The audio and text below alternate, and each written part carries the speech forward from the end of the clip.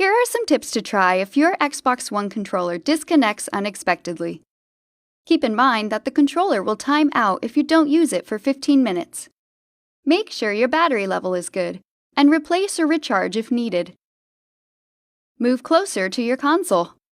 Xbox One controllers are designed to be used within about 19 feet. The Xbox One S console with a wireless controller with Bluetooth has a range of up to 29 feet. Another wireless device like a laptop, cordless phone, wireless router, or even a microwave might be interfering with the connection.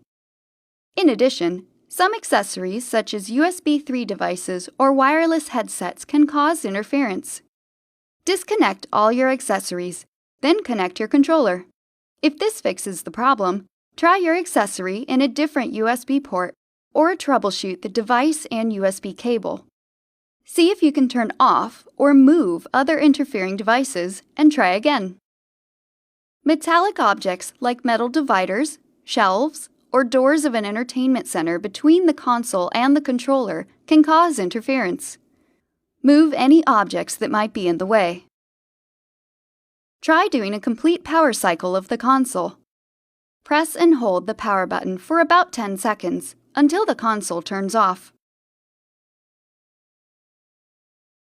And finally, it's possible that an update to the console requires an update to your controllers.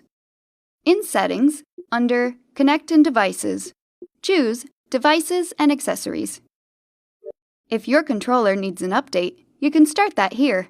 If not, under Device Info, you'll see your current status.